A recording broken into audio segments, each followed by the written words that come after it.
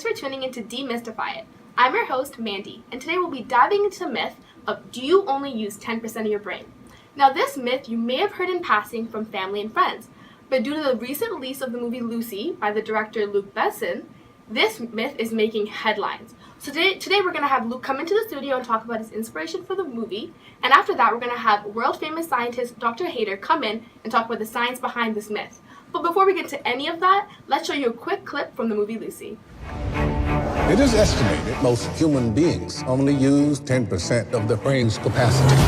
Imagine if we could access 100%. Interesting things begin to happen. Yes? Professor Norman, my name's Lucy. I just read all your research on the human brain. It's a little rudimentary, but you're on the right track.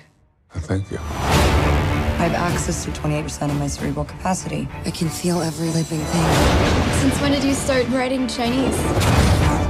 Since an hour ago. What happens when she reaches 100%? I have no idea.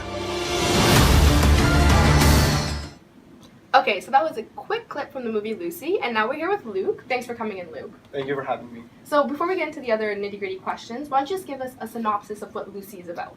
So Lucy is a film about the concept of how humans don't use more than 10% of their brain. And I'm not talking about idiots who text while they're driving, but even the most intelligent of people, they end up using only 10% of their brain.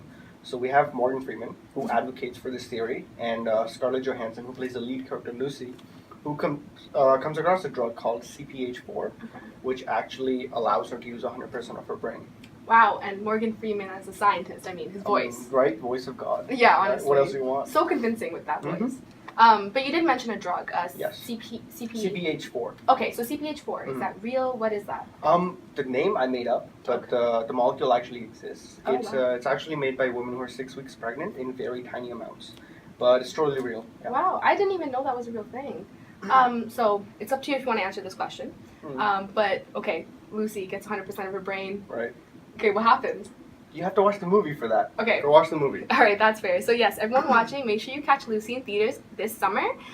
So thank you once again for coming in. Really appreciate it. Thank you for having me. No, definitely. And so right after this break, we're going to be sitting down with Dr. Hader, and he'll be going down on the science of this myth.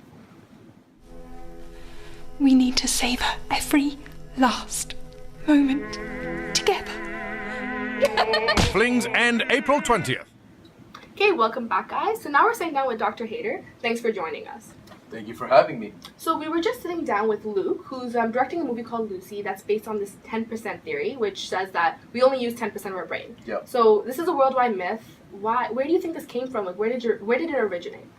So you see, this myth probably originated in the 1890s, where a scientist named William James conducted a study to raise a child to maximize his IQ. So once this child hit the IQ of 250, William James said, we only use a fraction of our full brain potential. And what he meant by this was that we don't challenge ourselves enough, and people started taking this the wrong way. Okay. And hence the myth. Oh, that totally makes sense.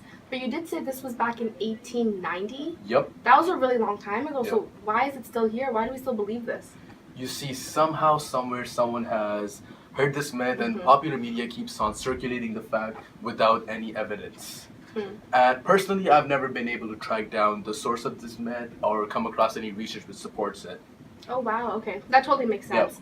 But the power that social media has is just crazy now, right? Exactly. Okay, so one last question just to dig a little bit deeper. Yeah. So this 10% number, say we took away 90% of our brain, would we still be able to function then? Well, you see, Mandy, average human brain weighs 1,400 grams. Now, if you were to remove 90% of the brain, you're only left with 140 grams. Okay. So 140 grams, that's the size of a sheep's brain. Okay. So, in short, to answer your question, if you remove 90% of the brain, we will be sheeps. Wow, okay. That does make sense, logically. But yeah, thank you so much for joining us. That cleared up a lot that records of this myth. So to everyone out there, make sure you like and subscribe to the channel, and please check out the rest of our videos.